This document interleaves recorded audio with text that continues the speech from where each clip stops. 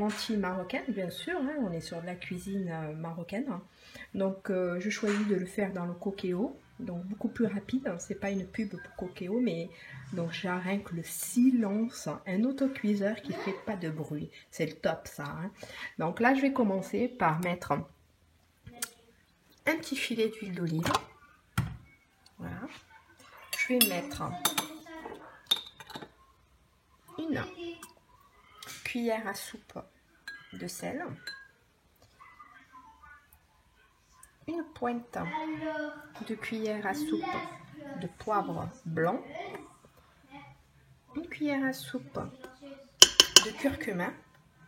Là je prends une pointe de ras el hanout, donc chez nous on dit plutôt ras el hanout. Donc c'est des épices que j'ai pris du Maroc. Donc je suis partie chez mon épicier, je lui ai demandé de me donner toutes les petites plantes pour faire ras el hanout que j'ai fait sécher et que j'ai mixé moi-même. Voilà, donc ils sont meilleurs que ce qu'on achète dans le commerce. Là je mets une cuillère à soupe de tomates concentrées. Ici vous allez voir, donc j'ai émincé un oignon, j'ai coupé en petites brunoises une carotte, j'ai 3 petites têtes d'ail, j'ai un demi-citron confit et j'ai du persil coriandre. Donc si vous n'aimez pas la coriandre ou le persil, vous pouvez en mettre l'un ou l'autre, ou si vous aimez ni l'un ni l'autre, vous pouvez partir sur de l'origan, vous pouvez partir sur du thym, c'est super bon aussi.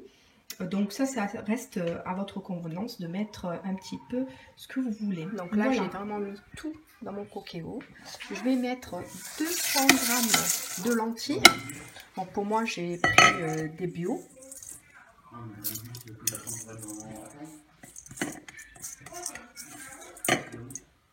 Voilà.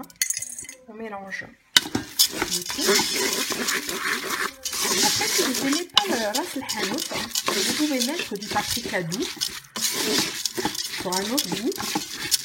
C'est vrai que c'est une épice ras el hanout qui est assez forte, donc peut-être que tout le monde n'aime pas.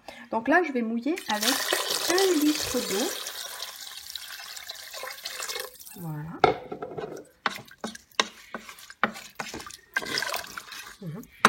Et là, je lance sur cuisson sous pression et je vais partir sur 30 minutes pour être sûr d'avoir quelque chose de bien cuit. Voilà. Donc je vous revois tout à l'heure pour vous dire ce que ça donne. Voilà le final. Donc là je vais mettre juste un filet d'huile d'olive juste avant de servir. Et si vous voulez que ça devienne un plat, on va dire un petit peu gastronomique, vous pouvez prendre de l'huile d'olive mais à la truffe. Donc vous avez un petit goût de truffe à la fin. Et comme ça, vous allez épater vos convives. Avec ça, j'accompagne du pain maison. Là, j'ai préconisé des graines. Donc, graines de sésame et des graines de courge. Voilà. Donc, si vous avez aimé cette page, n'oubliez pas d'aimer, de partager et surtout de vous abonner. Et je suis en collaboration avec les cuisines Oseo. À bientôt!